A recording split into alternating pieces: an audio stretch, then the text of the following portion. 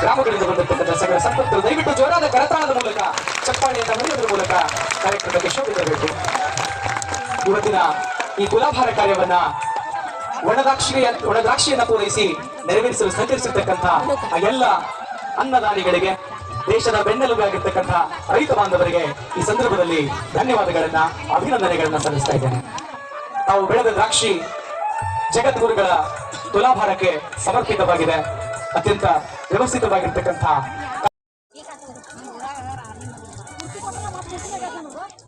82 ವರ್ಷದ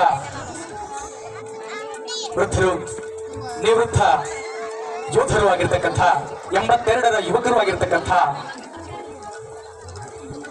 ಅವರ ಅಳಿಯಂದರಾಗಿರ್ತಕ್ಕಂಥ ಈಶ್ವರ್ ರಾಜಪ್ಪ ಬಿರಾದರ್ ಅವರು ಮಾಜಿ ಸೈನಿಕರು ಈ ದಿನ ಶ್ರೀಗಳಿಗೆ ಸನ್ಮಾನವನ್ನ ನೆರವೇರಿಸ್ತಾ ಇದ್ದಾರೆ.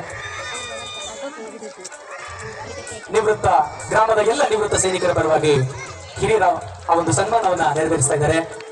ಮಲಕರ ದೇವರಹಟ್ಟಿ ಸೈನಿಕರ ಗ್ರಾಮ, ದೇಶಕ್ಕೆ ನೂರಾರು ಸೈನಿಕರನ್ನ ಒಳಮಾಡಿರ್ತಕ್ಕಂಥ ಗ್ರಾಮ. ಈ ಸಂದರ್ಭದಲ್ಲಿ ಅವರೆಲ್ಲರಿಗೂ ಕೂಡ ಅಭಿನಂದನೆಗಳನ್ನ ಸಲ್ಲಿಸ್ತಾ ಇದ್ದೇನೆ.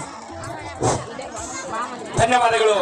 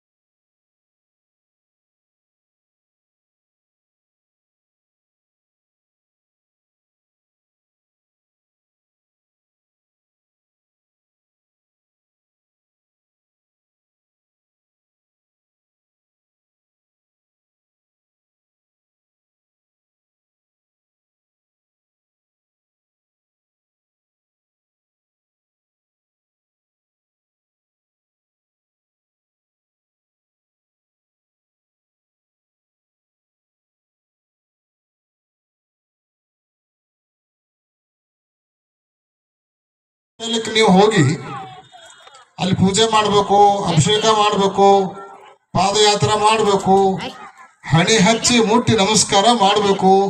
ಇವೆಲ್ಲ ಈ ಭಾಗದ ಎಲ್ಲ ಭಕ್ತರ ಅಪೇಕ್ಷೆ. ಯುಗಾದಿಗೆ ನೀವೆಲ್ಲ ಬಂದವರು ಇದ್ದೀರಿ ಅಂತ ಭಕ್ತರನ್ನು ನಾವು ನೋಡಿದ್ದೀವಿ. ಅದರಲ್ಲೂ ಕೂಡ ವರ್ಷದಿಂದ ವರ್ಷಕ್ಕೆ ಶ್ರೀಶೈಲಕ್ಕೆ ಪಾದಯಾತ್ರೆ ಮೂಲಕ ಬರುವ ಭಕ್ತರ ಸಂಖ್ಯೆ ಗಣನೀಯ ಪ್ರಮಾಣದಲ್ಲಿ ಬೆಳೀತಾ ಇದೆ. ಏನಾಗೈತೆ ನಮ್ಮ ಪರಿಸ್ಥಿತಿಯಲ್ಲಿ ಅಂದ್ರೆ, ಯುಗಾದಿ ಬಂತು ಅಂದ್ರೆ ಗುಡ್ಡನ ಸಣ್ಣದಾಗೈತೇನೋ ಅನ್ನುವಷ್ಟರ ಮಟ್ಟಿಗೆ ಜನ ಸೇರಿಬಿಡ್ತಾರೆ. ಒಂದು ವಾರದೊಳಗೆ ಸುಮಾರು 16ರಿಂದ 18 ಲಕ್ಷ ಜನ ಬಂದು ಹೋದ್ರು ಅನ್ನುವಂಥ ಒಂದು ಅಂಕಿ ಸಂಖ್ಯೆ ಈ ವರ್ಷದ್ದು. ಇದರೊಳಗೆ 16ರಿಂದ 18 ಲಕ್ಷದಲ್ಲಿ ಸುಮಾರು 7 ಲಕ್ಷಕ್ಕಿಂತಲೂ ಹೆಚ್ಚು ಜನ ಪಾದಯಾತ್ರೆ ಮೂಲಕನ ಬಂದಾರ ಅನ್ನುವಂಥದ್ದು ಒಂದು ದಾಖಲೆ, ಇತಿಹಾಸ.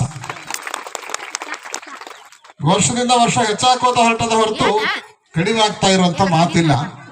ಅಂತಹ ಶ್ರೀಶೈಲದಲ್ಲಿ ನೀವು ಪೂಜೆ ಮಾಡಬೇಕು, ಅಭಿಷೇಕ ಮಾಡಬೇಕು, ಮುಟ್ಟಿ ನಮಸ್ಕಾರ ಮಾಡಬೇಕು, ಇದೆಲ್ಲ ಅಪೇಕ್ಷೆ ಇರ್ತದೆ.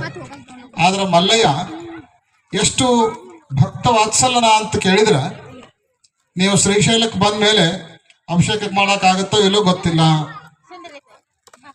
ದರ್ಶನ ಮುಟ್ಟಿ ನಮಸ್ಕಾರ ಮಾಡಕ್ ಅವಕಾಶ ಸಿಗುತ್ತೋ ಇಲ್ಲೋ ಗೊತ್ತಿಲ್ಲ. ಒಂದ್ ವೇಳೆ ಏನ್ ಮಾಡ್ಲಿಕ್ಕೆ ಆಗದೆ ಇದ್ರು ಕೂಡ ದೂರ ನಿಂತು ಮಲ್ಲಯ್ಯನ ಶಿಖರದ ಮೇಲಿರೋ ಕಳಸ ನೋಡ್ಬಿಟ್ರೆ ಸಾಕು, ಅವರಿಗೆ ಮುಂದಿನ ಜನ್ಮ ಅನ್ನೋದೇ ಇಲ್ಲ, ಇದೇ ಜನ್ಮದೊಳಗೆ ಅವ್ರು ಮುಕ್ತರಾಗ್ತಾರ ಅನ್ನುವಂಥ ಮಾತನ್ನ ವೇದವ್ಯಾಸರು ಬರ್ಕೊಂಡು ಬಂದಾರೆ. ಹಿಂಗ ಕಳಸಕ್ಕ ಮತ್ತು ಶ್ರೀಶೈಲಕ್ಕೆ ಬಹಳ ವಿಶೇಷವಾಗಿರುವಂತ ಸಂಬಂಧ. ಆ ಕಳಸಕ್ಕೆ ಬಹಳ ಮಹತ್ವವನ್ನು ಕೊಟ್ಟಿರುವಂತ ಕ್ಷೇತ್ರ ಅದು ಶ್ರೀಶೈಲ ಕ್ಷೇತ್ರ.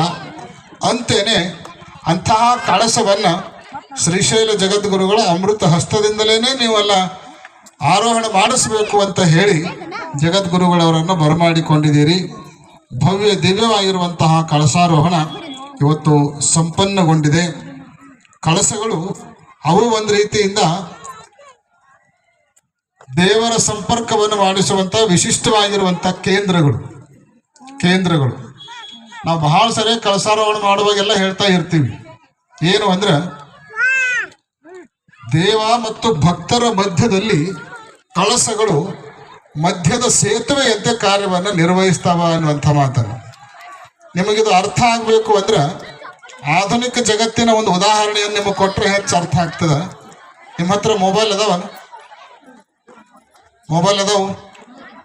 ಮೊಬೈಲ್ ಇರ್ಲಾರ್ದವ್ರು ಯಾರು ಅದಾರ? ಎಲ್ಲರ ಹತ್ರನೂ ಮೊಬೈಲ್ ಇದ್ದೇ ಇರ್ತಾವೆ. ಒಂದೊಂದಲ್ಲ ಎರಡೆರಡು ಮೂರು ಇಟ್ಕೊಂಡಿರ್ತಾರೆ ಕೆಲವರು. ಈ ಮೊಬೈಲ್ ನಿಮ್ದು ಸರಿಯಾಗಿ ಕೆಲಸ ಮಾಡ್ಬೇಕಾಗಿತ್ತು ಅಂದ್ರೆ ಸಮೀಪದಲ್ಲಿ ಏನಿರ್ಬೇಕು? ಟವರ್ ಇದ್ರೆ ನೆಟ್ವರ್ಕ್ ಇರ್ತದೆ. ಮತ್ತೆ ನೀವು ಟವರ್ದಿಂದ ಭಾಳ ದೂರ ಆದ್ರೆ ಅಂದ್ರೆ ನೆಟ್ವರ್ಕ್ ಇರಂಗಿಲ್ಲ. ಹಾಗಾದ್ರೆ ಟವರ್ ಏನ್ ಕೆಲಸ ಮಾಡ್ತದೆ ಅಂತ ಕೇಳಿದ್ರೆ ಮ್ಯಾಲ ಸ್ಯಾಟಲೈಟ್ ಅಂತ ಇರ್ತದೆ. ಮ್ಯಾಲೆ ಸ್ಯಾಟಲೈಟ್ ಅಂತ ಬಿಟ್ಟಿರ್ತಾರೆ ವಿಜ್ಞಾನಿಗಳು. ಆ ಸ್ಯಾಟಲೈಟ್ಗೆ ನಿಮ್ಮ ಫೋನ್ಗಳಿಗೆ ಸಂಪರ್ಕವನ್ನ ಏರ್ಪಾಟು ಮಾಡುವ ಕಾರ್ಯವನ್ನ ಟವರ್ಗಳು ಮಾಡ್ತಾವೆ. ನಿಮಗೆ ಯಾವುದಾದ್ರೂ ಫೋನ್ ಬಂತು ಅಂದ್ರೆ ಸ್ಯಾಟಲೈಟ್ದಿಂದ ಟವರ್ ತಗೊಂಡು ನಿಮಗೆ ಕಳಿಸ್ಕೊಡ್ತದೆ, ಕನೆಕ್ಷನ್ ಮಾಡ್ತದೆ. ನಿಮ್ಮ ಮೊಬೈಲ್ ರಿಂಗ್ ಆಗ್ಲಿಕ್ಕೆ ಶುರು ಆಗ್ತದೆ.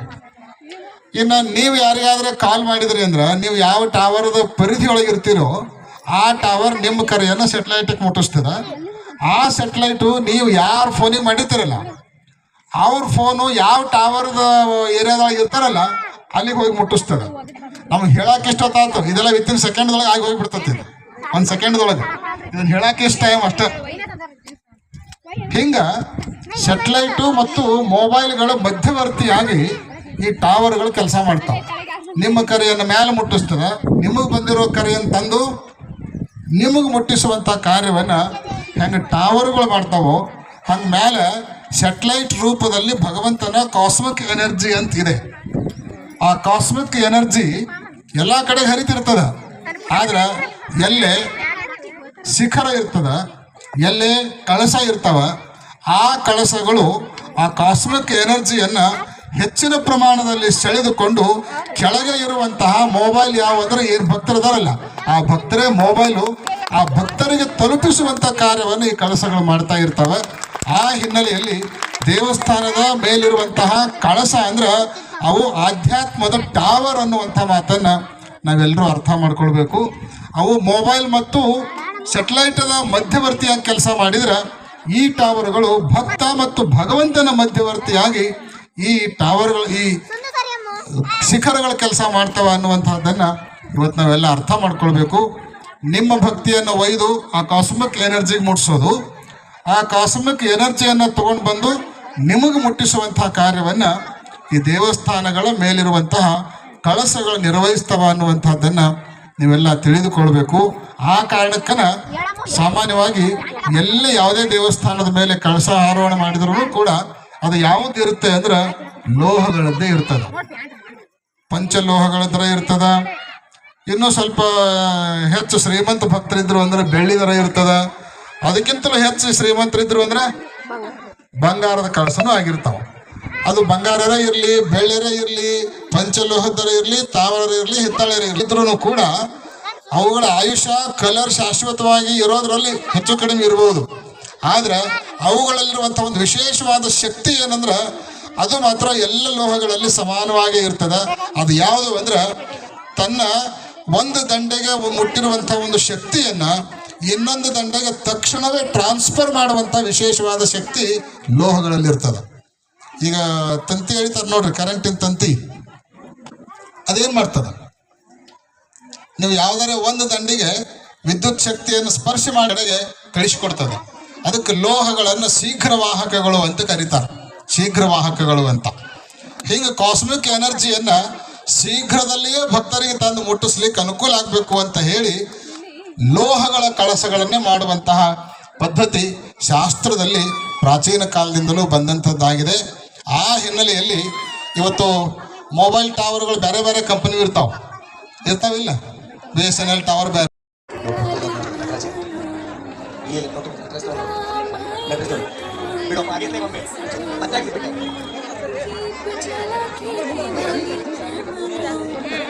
ಅದೇ ರೀತಿಯಾಗಿ ಊರಿನ ಗ್ರಾಮದ ಸುತ್ತಮುತ್ತಲ ಎಲ್ಲ ಅನೇಕ ಮಹೋದಯರು ಮಹಿಳಾ ಮಹಿಳೆಗಳು ಬಂದಿದ್ದೀರಿ. ತಮ್ಮೆಲ್ಲರಿಗೂ ಅನಂತರದ ವಂದನೆಗಳನ್ನು ಸಮರ್ಪಿಸ್ತಾ ಇಲ್ಲಿಗೆ ಧರ್ಮಸಭೆ ಮುಕ್ತಾಯಗೊಳ್ಳುತ್ತದೆ. ತದನಂತರ ತಾವೆಲ್ಲ